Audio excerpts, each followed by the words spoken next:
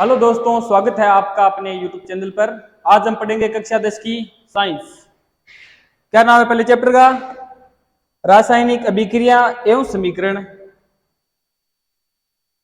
पहला चैप्टर देखते हैं। उसके अंदर पहला टॉपिक पढ़ेंगे कि भौतिक परिवर्तन और रासायनिक समीकरण क्या होती है। उसके बाद में रासायनिक अभिक्रियाओं के बारे में पढ़ेंगे। उसके बाद में रासायनिक समीकरण क्या होती है और रासायनिक अभिक्रियाओं के प्रकार पढ़ेंगे। उसके अंदर संयोजन अभिक्रिया, वियोजन अभिक्रिया, तापीय, विद्युत, प्रकाश, अपघटन और उसके बाद में विस्थापन अभिक्रिया, द्विविस्थापन अभिक्रिया और अवक्षेपण अभिक्रिया के बारे में पढ़ेंगे। उसके बाद में ऊष्मा शोषी अभिक्रिया क्या होती है और ऊष्मा क्षेपी अभिक्रिया क्या होती है। उसके बाद में अपचयन को क्या कहते हैं, ऑक्सीकरण और अपचयन अभिक्रिया के बारे में पढ़ेंगे। और उसके बाद में उपचयन अभिक्रियाओं के प्रभाव पढ़ेंगे, जैसे संसारण और विकृतगंधिता।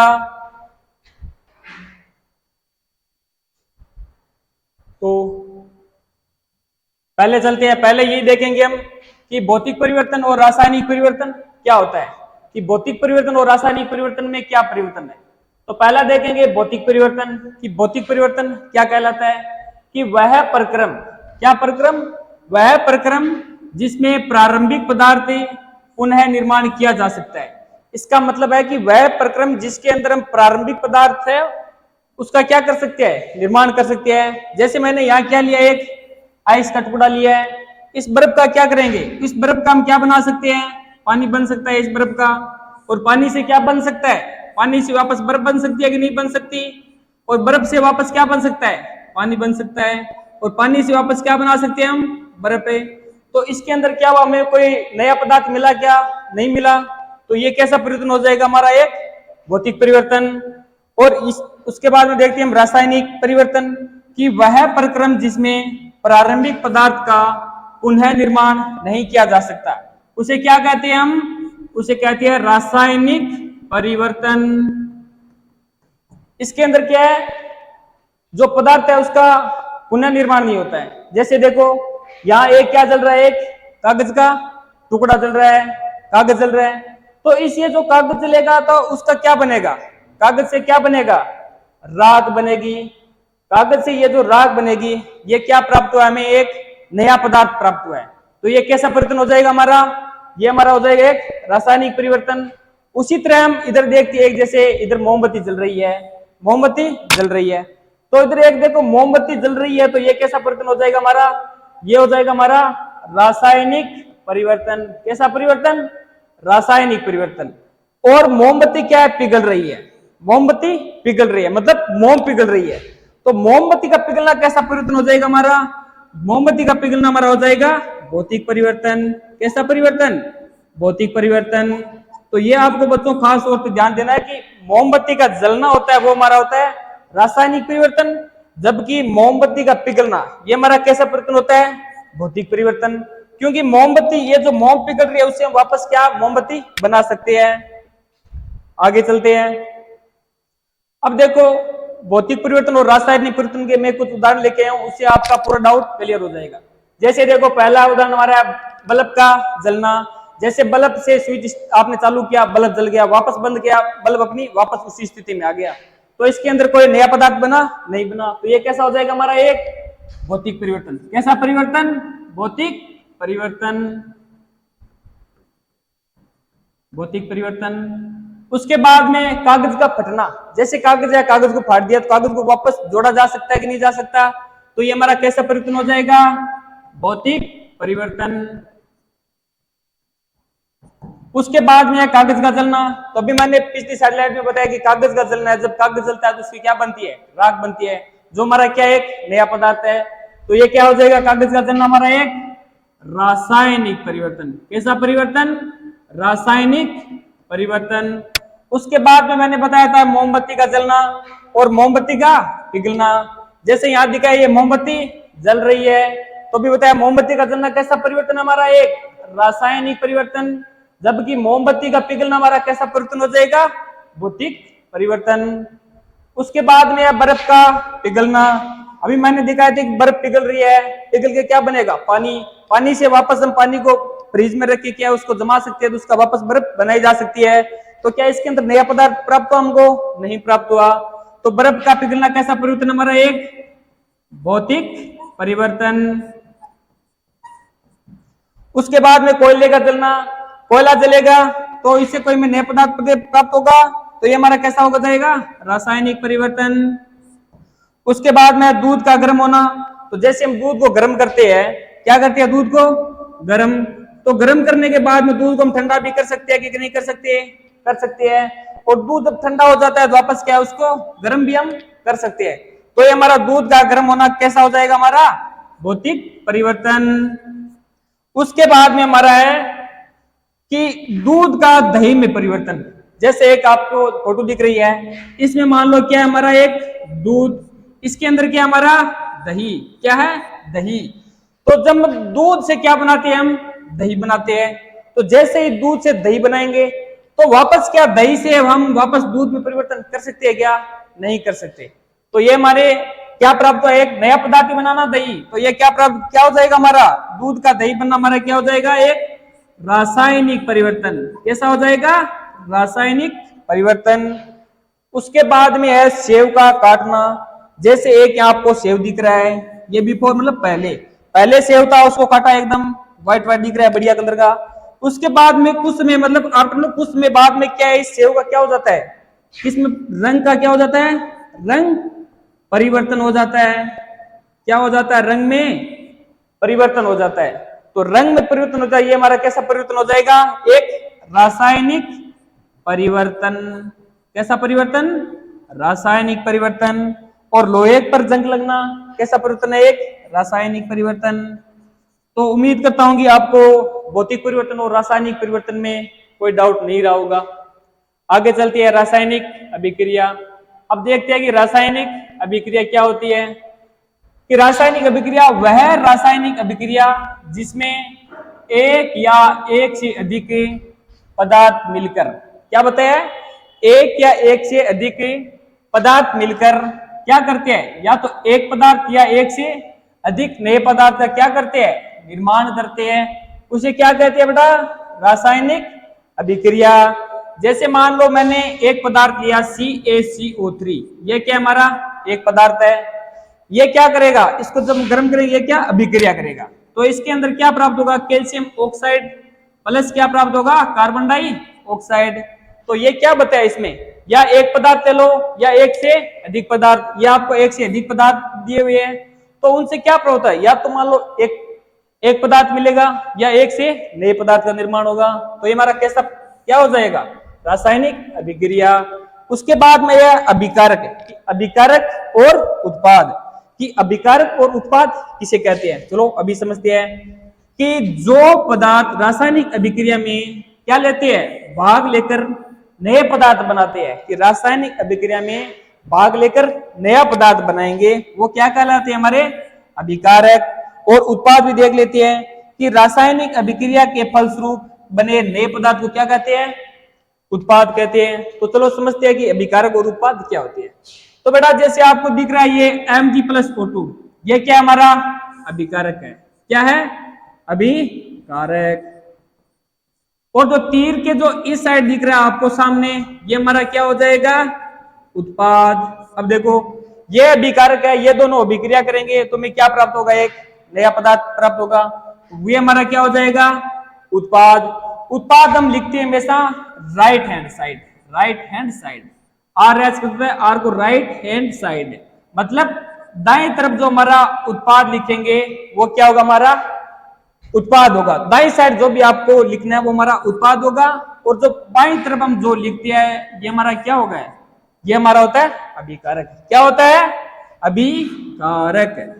तो अभिकारक और उत्पाद आपको समझ आ गया। आगे चलते हैं। आगे है रासायनिक समीकरण। कि रासायनिक समीकरण क्या होती है? कि किसी रासायनिक अभिक्रिया में, किसी भी रासायनिक अभिक्रिया में अभिकारक तथा उत्पाद, अभिकारक तथा उत्पाद को क्या करते हैं? या प्रतीक या सूत्र में क्या करते हैं? प्रदर्शित किया जाता है। उसे क्या कहते हैं? रासायनिक समीकरण। क्या कहते हैं? रासायनिक समीकरण। तो देखो ये जैसे हमारा हाइड्रोजन है, ये हमारा क्लोरीन है, ये हमारा हाइड्रोजन क्लोराइड है। तो ये अभिकारक, ये क्या है, उत्पाद। इनको हाइड्रोजन का प्रतीक चिन्ह क्या होता है, H, क्लोरीन का Cl, हाइड्रोजन क्लोराइड का क्या हो जाएगा, HCl। तो इनको क्या किया हमने, हाइड्रोजन को प्रतीक या सूत्र के रूप में क्या कर दिया, हमने निरूपित कर दिया। तो हमारा क्या हो जाएगा, रासायनिक समीकरण। क्या हो जाएगा, रासायनिक समीकरण। उसके बाद में देखेंगे हम रासायनिक समीकरण लिखने के नियम, कि रासायनिक समीकरण लिखने के हमारे नियम क्या होते हैं। उसके अंदर पहला है कि अभिकारकों को बाईं तरफ क्या करेंगे, अभिकारक को बाईं तरफ, और उत्पादों को क्या करेंगे, दाईं तरफ लिखेंगे। लिखकर उनके मध्य में क्या लगे देंगे, या तो तीर का निशान लगा दो या क्या लगा दो, बराबर का निशान। उसके बाद में अभिकारक या उत्पाद यदि एक से अधिक प्रकार के हो तो उनके मध्य क्या लगा देंगे, प्लस का चिन्ह। जैसे देखो मैंने एक अभिक्रिया लिखी, जैसे इधर ही बता देता हूं आपको। जैसे इधर हाइड्रोजन है और क्लोरीन है, तो ये हमारे किस साइड है, बाईं साइड है। किस साइड है, बाईं साइड है। तो ये बाईं साइड बनने वाले क्या होते हैं, हमारे अभिकारक। क्या होते हैं, अभिकारक। और दाईं तरफ क्या बनता है, दाईं तरफ हमारा बनता है उत्पाद। क्या बनता है, उत्पाद। और बीच में क्या लगाते हैं, या तो आप बराबर का चिन्ह लगा दो या आप क्या लगा दो, एक तीर का निशान लगा दो। उसके बाद में बताया है कि अभिकारकों एवं उत्पादों में उपस्थित परमाणुओं की संख्या बराबर कर देती है। क्या कर देती है, कि अभिकारक और उत्पाद में परमाणुओं की संख्या बराबर कर देते हैं। यह प्रक्रिया क्या कहलाती है, हमारी समीकरण संतुलित करना कहलाती है। कि अभिकारक और उत्पादों की परमाणुओं की संख्या क्या करना है, हमको बराबर करना है, हमारी क्या कहलाती है, संतुलित रासायनिक समीकरण। चलो आगे चलते हैं। आगे देखो कि अभिकारक व उत्पादों की भौतिक अवस्थाओं को कोष्टक में लिखकर प्रदर्शित करना। कि अभिकारक है, जैसे कोई अभिकारक है वो गैस अवस्था में है, ठोस अवस्था में है, लिक्विड अवस्था में है, किस प्रकार से है, तो उनको हम क्या करेंगे, प्रदर्शित करेंगे। जैसे देखो यहां मैंने लिया carbon dioxide gas. Carbon dioxide क्या है, एक गैस है, तो इसमें क्या लगाया हमने, जी। यहां हमने लिखा जल। जल क्या है, लिक्विड फॉर्म में, मतलब द्रव्य अवस्था में है। अगर यही जल क्या होता हमारा, यही जल हमारा अगर क्या है, गैस अवस्था मतलब भाप की अवस्था में होता, तो हम यहाँ क्या लिखते, जी लिखते। आगे देखो इधर लिखा C6H12O6, ये क्या हमारा एक जलीय विलयन है। उसके बाद में ये ऑक्सीजन क्या हमारी एक ऑक्सीजन C6H12O6, ये क्या हमारी एक गैस। उसके बाद में ये क्या है, जल। जल क्या है, लिक्विड अवस्था में है। आगे देखो, आगे है कि निम्न रासायनिक, अब देखो निम्न रासायनिक समीकरणों को संतुलित कीजिए। अब हम क्या देखेंगे कि रासायनिक समीकरण को संतुलित किस प्रकार करते हैं। तो पहले देखो हम देखेंगे इसको, H2 प्लस O2 बराबर H2O, इसको क्या करेंगे हम, संतुलित करेंगे। ये क्या है, संतुलित है क्या, पहले देखते हैं। इधर देखो हाइड्रोजन कितने हमारे, 2, उत्पाद में कितने हमारे, 2। ये हाइड्रोजन क्या हमारा संतुलित है, लेकिन ऑक्सीजन अभिकारक में कितनी है, 2, और इस साइड कितनी है, 1। देखो ये इस साइड हमारा होता है बेटा अभिकारक, अभिकारक। और दाईं साइड क्या होता है, तीर के इस साइड हमारा क्या होता है, उत्पाद। क्या होता है, उत्पाद। जैसे मान लो इधर परमाणुओं की संख्या, मान लो अगर ऐसे मानो कि इधर बराबर होनी चाहिए, मतलब यहाँ अगर 15 परमाणु है तो इधर भी कितने होने चाहिए, हमारे 15 होने चाहिए, मतलब बराबर होना चाहिए। अभिकारक और उत्पाद के परमाणुओं की संख्या है वो बराबर होना चाहिए। जैसे यहाँ हाइड्रोजन 2 है ना, तो यहीं पर भी क्या 2 होना चाहिए। यहाँ ऑक्सीजन अभिकारक में 2 है तो उत्पाद में भी 2 होनी चाहिए, लेकिन यहाँ कितनी है, 1 है। तो हम क्या करेंगे, इसको बैलेंस करेंगे। तो अब देखो करते हैं बैलेंस। पहले लिखते हैं ये समीकरण H2 प्लस O2, ये 2 नीचे है बेटा। उसके बाद में H2O लिखा हमने। अब क्या करेंगे, देखो पहले यहां लिखेंगे हाइड्रोजन है ना, हाइड्रोजन कितने यहाँ पे 2 है, 2 लिख दो और बॉक्स में इसको बंद कर दो। उसके बाद में ऑक्सीजन कितना है यहाँ पर, 2 है, 2 लिखो, बॉक्स बंद कर दो। उसके बाद में आगे ले लो, हाइड्रोजन कितना है हमारे यहाँ पे, 2 है, ये 1 ही है, और ऑक्सीजन कितना है हमारे यहाँ पे, 1। इसको क्या कर दो, बंद कर दो। अब देखो इसको संतुलित करते हैं। हाइड्रोजन हमारे यहाँ कितने हैं, 2 है, इस साइड कितनी है, 2 है, ये बराबर है। ऑक्सीजन यहाँ कितना है हमारा, 2 है, लेकिन उत्पाद में कितना ऑक्सीजन हमारा 1 है, तो ये क्या करना पड़ेगा हमको, संतुलित करना पड़ेगा। तो यहाँ 2 है, यहाँ 1 है, तो करने के लिए अभिकारक में इस साइड क्या करना पड़ेगा हमको, 2 से मल्टीपल करना पड़ेगा। जैसे 2 से गुणा करेंगे हम, तो 2 से गुणा करेंगे 12 आता है, तो हाइड्रोजन कितना हो जाएगा हमारा 2 2 4, ऑक्सीजन कितना हो जाएगा हमारा 2, कितना हो जाएगा 2। अब देखो ऑक्सीजन हमारा कितना हो गया 2 हो गया, लेकिन हाइड्रोजन क्या हो गया हमारा अनबैलेंस हो गया। यहाँ हाइड्रोजन कितना है 2, यहाँ कितना है हमारा 4, तो इसके लिए क्या करना पड़ेगा, यहाँ पर भी हमने क्या करना पड़ेगा 2 से मल्टीपल करना पड़ेगा। अब देखो कहाँ कहाँ लगाया हमने, 2 यहाँ पे लगाया, 2 यहाँ लगा दो, इसमें लगाया कुछ भी नहीं लगाया, इसको ऐसे रहने दो। उसके बाद इस बॉक्स के बाहर कितना लगाया 2 लगाया, यहाँ क्या लगा दो 2, तो ये हमारी क्या बन गई एक संतुलित रासायनिक समीकरण, ये हमारी संतुलित होगी। जैसे हमने यहाँ पे 2 लगाया था ना, और उसमें यहाँ पे 2 लगाया था, तो ये क्या होगी हमारी एक संतुलित रासायनिक समीकरण। आगे देखो एक और देख लेते हैं, आगे ये देखते देखो N2 प्लस O2 बराबर, अब देखो यहाँ कितना है हमारा नाइट्रोजन 2 है, 2 लिखो बॉक्स बंद। ऑक्सीजन कितना है हमारा 2 है, लिखो बॉक्स बंद। NO कितना हमारा 1, ऑक्सीजन कितना है 1, नाइट्रोजन ऑक्सीजन 1 1 है। अब देखो क्या करेंगे, नाइट्रोजन यहाँ कितना है 2, अभिकारक में कितना है 1, क्या करना पड़ेगा 2 से मल्टीपल करना पड़ेगा। जैसे 2 से इसका मल्टीपल करेंगे हमारा नाइट्रोजन कितना हो गया 2, ऑक्सीजन कितना हो गया 2। अब देखो नाइट्रोजन 2, ऑक्सीजन भी 2, ये क्या हो गया हमारा संतुलित है। इसमें कुछ नहीं लगा, इसमें यहाँ कुछ नहीं लगा, यहाँ पे लगा दो 2, तो ये क्या होगी हमारी एक संतुलित रासायनिक समीकरण।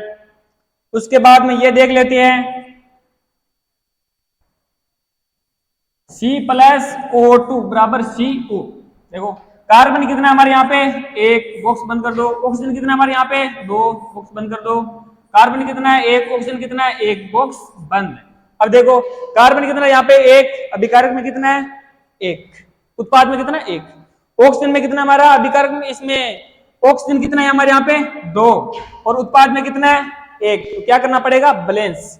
तो यहाँ 2 है, तो यहाँ 2 से क्या करना पड़ेगा हमको मल्टीपल। जैसे ही क्या करेंगे मल्टीपल, कार्बन कितना हो जाएगा हमारा 2, और ऑक्सीजन कितना हो जाएगा हमारा 2। अब देखो कि हमारा इधर इधर कितना था कार्बन हमारा 1, इधर कितना हो गया 2, तो इसको मल्टीपल करना पड़ेगा। इधर भी कितना करना पड़ेगा 2 से मल्टीपल करना पड़ेगा। तो अब हमारा क्या हो गया, कार्बन कितना हो गया 2 हो गया, इधर कितना है कार्बन 2, ऑक्सीजन कितना हमारा यहाँ पे 2, और इधर कितना ऑक्सीजन हमारा 2। तो अब देखो यहाँ लगा दो, यहाँ 2 लगाया, यहाँ पे 2 लगा दो। ये हमारा ऑक्सीजन के कुछ छेड़खानी नहीं की, इस बॉक्स के बाद 2 है तो 2 लगा दो। तो ये क्या होगी हमारी एक संतुलित रासायनिक समीकरण। आगे चलो आगे देखते हैं। अब ये समीकरण लेते हैं हम, इसको संतुलित करते हैं, और उसके बाद में ये नीचे आएगी, ये आपको करनी है और ये भी आपको ही करनी है।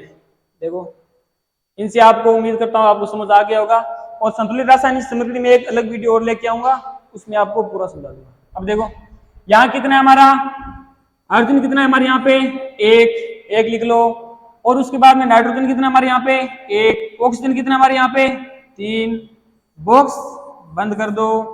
उसके बाद में हमारा इधर कैल्शियम कितना है 1, ऑक्सीजन कितना हमारा, अब देखो ऑक्सीजन और हाइड्रोजन के बाहर कोष्टक में 2 2 है, मतलब इसके अंदर 1 1 है, ये क्या इनसे गुणा हो जाएगा।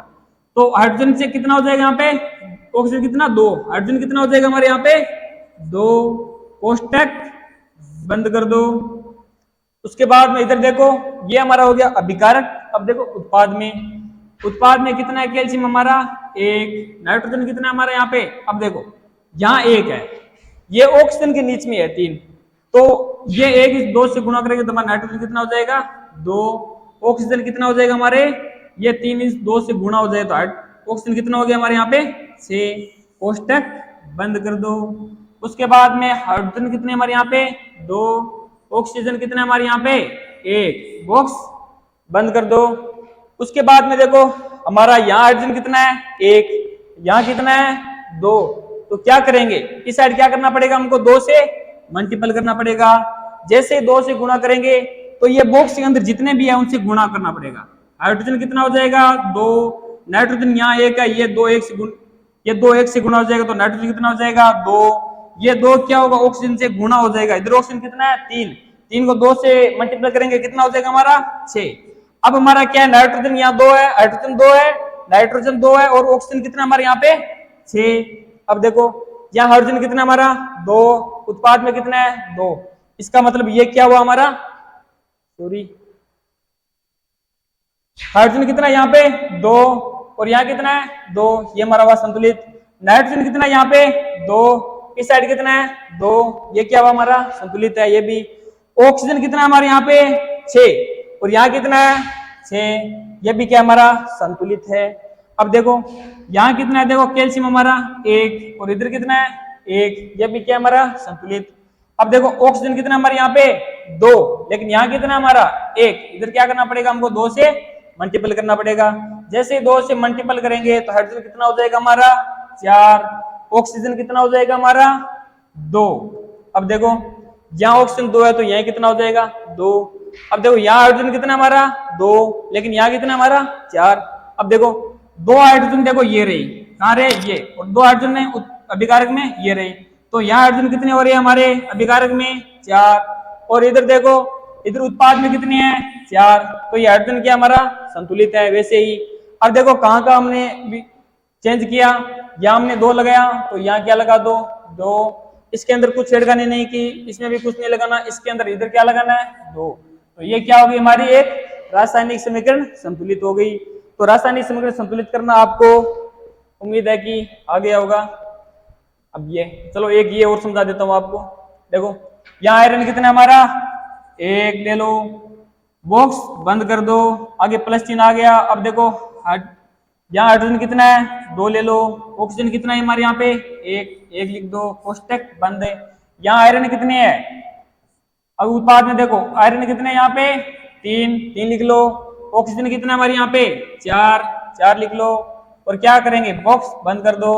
हाइड्रोजन कितना हमारे यहाँ पे 2 लिख लो और बॉक्स बंद कर दो। अब देखो संतुलित करते हैं, यहाँ हमारा आयरन कितना है 1, लेकिन उत्पाद में कितना है यहाँ पे 3, तो बैलेंस नहीं है, तो इस साइड क्या करना पड़ेगा हमको 3 से मल्टीपल करना पड़ेगा। जैसे 3 से मल्टीपल करेंगे तुम्हारा आयरन कितना हो गया 3, कितना हो गया 3। अब देखो आयरन कितना हमारा इधर भी 3 है और उत्पाद में भी कितना है 3 है, तो आयरन हमारा क्या हो गया संतुलित हो गया। अब हाइड्रोजन इधर देखो कितने हैं 2 है, और इस साइड कितने हमारा 2 है, तो हाइड्रोजन क्या हमारा संतुलित है। अब देखो इस साइड हमारा कितना है, इस साइड हमारा कितना है, देखो ऑक्सीजन 1 है, लेकिन इस साइड कितना हमारा अभी उत्पाद की साइड कितना हमारा 4 है, तो उसके लिए क्या करना पड़ेगा हमको, इसमें क्या करना पड़ेगा गुणा करना पड़ेगा, कितने से 4 से, कितने से 4 से करना पड़ेगा 4 से।